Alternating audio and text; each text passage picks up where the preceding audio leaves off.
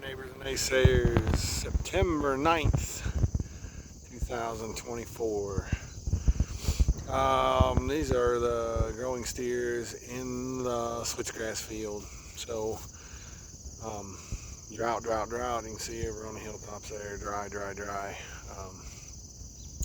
But the switchgrass has continued to grow, albeit not well, but it has grown. And in among it, it's protected the fescue enough, and it's got enough life in it that it's kept the fescue kind of going.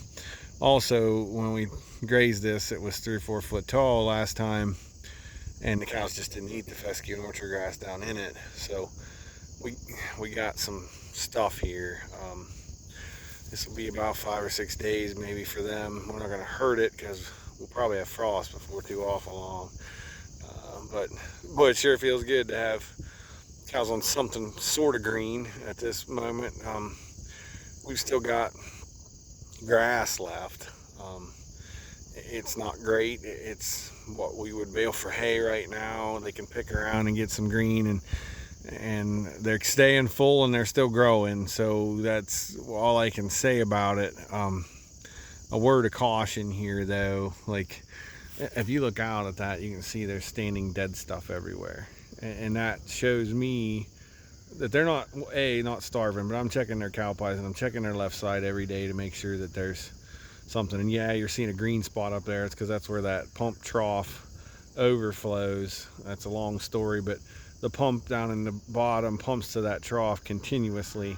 And that's what little overflow comes out of it. We use up most of that water, but we get a little bit of overflow at night, and so that's why that green spot's there. But anyway, you can see the standing dead stuff around, and so that tells me there's still a lot there, because they would have eaten that had it not been for that. And you walk out in it and you've got 4, 5, 6 inches of forage, and I just moved them off of a field that they didn't even eat the fescue that was in it. They didn't touch it. So we still got room to rotate them around. And I mean, the common knowledge for grazing in drought conditions and into the fall when it frosts is, pull them out at 4 inches of growth. And we probably have that. We've got 4 or 5, 6 inches. And as long as we're not getting into that 4 or 5 inches, 3 inches, whatever, then we're okay. We're not hurting anything. And in some places here, the drought has sapped it so hard there isn't any inches. There's nothing. It's burned. And so they're not hurting that either, because nothing's growing. They're not getting to it. So we've made a decision to just keep these guys moving. That's a manager by manager decision. I talked to the plant pathologist yesterday, i.e. Rachel, and so what do you think? And she said that's a management decision. It's really, you're not hurting anything right now, so just go ahead and graze it. If all that standing dead stuff wasn't there and it was grazed completely down, then obviously A, the cows aren't getting enough, and B, they're overgrazing it too much. So our decision is, with 100 acres basically of grass, continue to rotate these guys at least another probably rotation. Then we hope we get rain or we get killing frost or whatever it is. We're going to be tight on hay, so the decision is keep going and get as much of this as we can. We're obviously getting quality stuff because they're still growing and they're still fat. With that being said, 2 thoughts for the day, and it's funny how I can never remember them once I start talking, but one is, as we look at starting this, and we're going to have this big pasture walk this 26th of September. We're going to talk about a lot of drought topics out at Brent Nema's farm, just 3 miles or so north of here. One of the topics we're going to talk about is how do we know the cows got enough? Unfortunately, we started feeding hay in July, and we got a really good handle on what forage we have. I know places that just started feeding hay 2 weeks ago that are less than a mile by the way the crow flies from here. Those cows were starving. There's just no 2 ways to put it. And the conventional knowledge with continuous grazers and grazing is, when I start noticing the cow's condition fall off, I start feeding hay. Well, by God, if we gone that long, we done went a month or 2 past when we should have. that's not a good gauge. And the beauty of rotational grazing, management intensive grazing, is I know how much forage is in front of them. I know how much forage is there when they leave, and I know that they got full in the interim.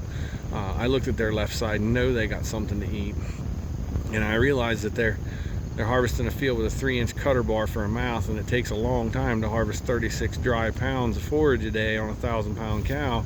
So I'm giving them the opportunity to get that forage every single day, where with a continuous graze system, they got to go an awful long way with a 3-inch cutter bar to get 36 dry pounds. If you're keeping along with the math, it's about 400 wet pounds that they got to harvest a day to be able to keep full.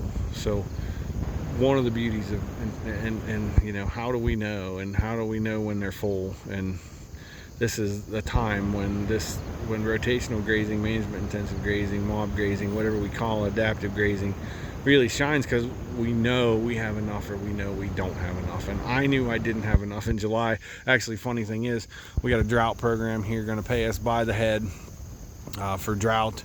And I looked back at my records today, and I sold lambs because of drought the week before their start date for the drought program. The start date, I believe, is my birthday in June, and I sold lambs on the 15th because I knew this was, I saw a problem coming already because of rotational grazing, because of management intensive grazing.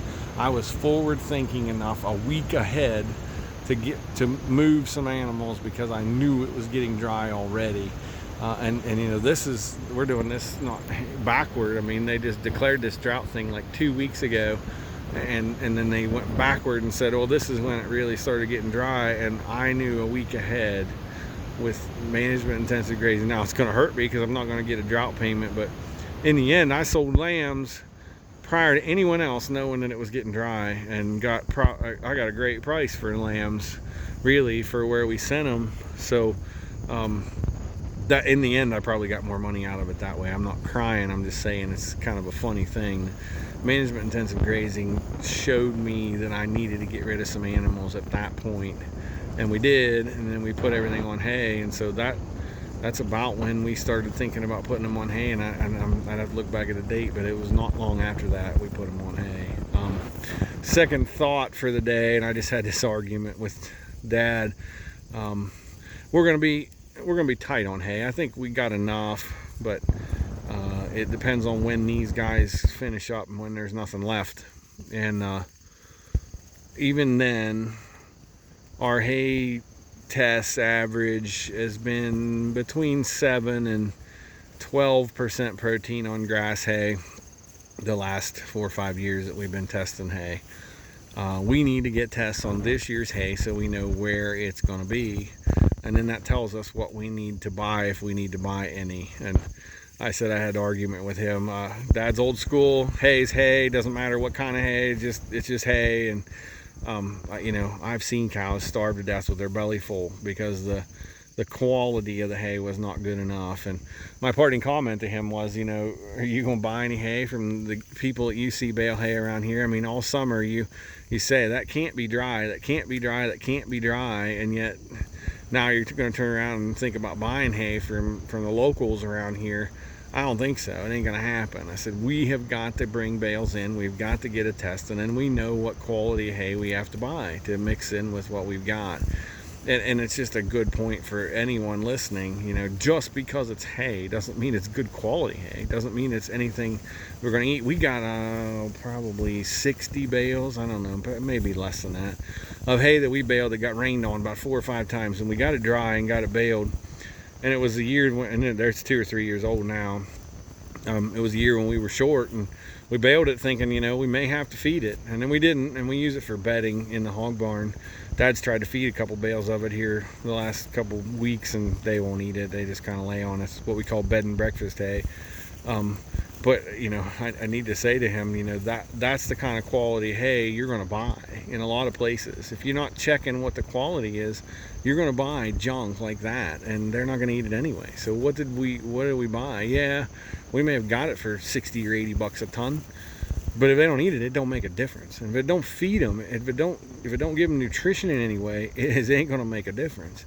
I'm looking at buying something higher quality, probably in the 20% protein if I can find it, and mix in with what we have, just to boost the protein on our cows as they're calving. We just had a calf today. We got 1 or 2 more to go, so that starts the clock for about 4 months. We need to be really feeding those cows 11 to 12% protein, and our hay probably just ain't going to cut it. So we're going to need something to add in, and then the next thought is we could put in protein tubs. We could. They sell some grass-fed protein tubs that would work for us. The problem with that is I did the math the other day, and I could afford to buy the hay to make it better over the protein tubs. Sheep, different story. The sheep is still more expensive by the protein tubs, but it's convenient wise, it's easier with them than it is with the cows. So all of us ought to be doing that. And if you can't do it, find someone who can do it for you. Take a hay sample, 20 bucks, 30 bucks at the most. Figure out where your quality is, and then work your way backward. This is especially a thing because, you know, I am well known for saying, you know, we put fat on our cows' backs all summer, and we take some off of it in the winter, and we do, because we know our quality isn't great, and it's there to do that. I mean, that fat's a bank account, but when our cows are going to be on hay, what's looking like 8-9 months of the year, we don't have that big a bank account. We're going to have to spend some of a real bank account to make sure we don't get into it too far. And that's a problem. I mean, all of us need to be looking at what is the quality of things we're feeding. If we're just feeding them garbage, yeah, it's keeping their belly full, but it ain't giving them nutrition. And then, you know, we take that further. I mean, my problem's further exacerbated by the fact that the bull was lame last breeding season, didn't get any cows bred. They were 2 months late having calves, where we would normally be getting ready to start thinking 2 months from now weaning. We're just now finishing up. So it's just the perfect storm.